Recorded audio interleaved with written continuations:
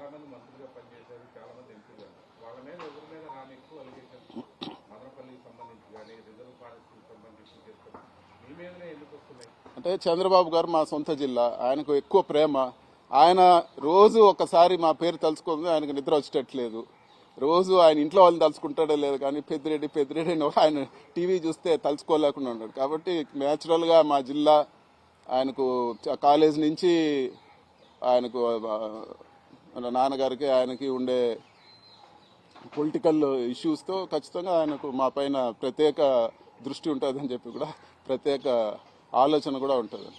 మదనపల్లిలో మార్చూరు వెంకటేశ్వర్లు అనే వ్యక్తికి సంబంధించి 100 కోట్ల రూపాయల భూమిని కబ్జా చేశారని చెప్పేసి వార్తలు వచ్చినాయి. ఈ మార్చూరు వెంకటేశ్వర్లు ఎవరు అని ఇంతవరకు వినిందే లేదు. ప్రూవ్ చేయమనండి. ఇది ఇట్లాంటిది అది కూడా ఉంటుంది. ఇలా బురద కొడతారు, మళ్ళీ మేము కడుక్కోవాలి. రోజు వాళ్ళకి ఇదే పని, బురద కొట్టి ఏదో ఒక క్యారెక్టర్ క్రియేట్ చేస్తారు, ఏదో ఒకటి చెప్తారు. ఈ రోజు మీకు వివరంగా నేను చెప్తానని జరిగిందంతా కూడా మీకు చెప్పినాను. మళ్ళీ మేము క్లియర్ చేసుకోవాలి. ఏదో ఒకటి కొడతారు, మీడియాలో వాళ్ళకి సంబంధించిన మీడియాలో రాయడము, ఇది చేయడం.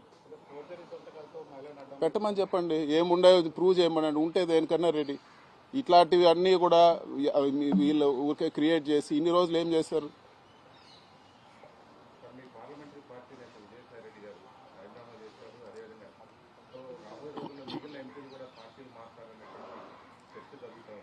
విజయసాయిరెడ్డి గారు జగన్మోహన్ రెడ్డి గారికి అత్యంత సన్నిహితులు. ఆయన 3 తరాలుగా జగన్మోహన్ రెడ్డి గారి ఫ్యామిలీతో వైఎస్ఆర్ పార్టీకి పనిచేశారు. కాంగ్రెస్లో ఉన్నప్పుడు రాజశేఖర రెడ్డి గారితో, జగన్తో కూడా ఆయన ఎన్నో ఇబ్బందులు పడి జైలుకు పోయి అన్నీ కూడా పోయినారు. ఆయన అంటే పూర్తి గౌరవం ఉంది. పార్టీకి చాలా కష్టపడినారు, దాంట్లో ఎటువంటి ఇది లేదు.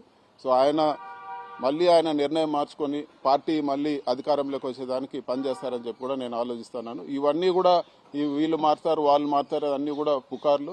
ఖచ్చితంగా ఎవరు మారేవాళ్ళు లేరు. అందరూ కూడా ఇప్పుడు ఉండే వాళ్ళందరూ కూడా కరుడు కట్టిన వైసీపీ అభిమానులు, జగన్ అభిమానులు. ఖచ్చితంగా పార్టీకి నిలబడతాం, పనిచేస్తాం.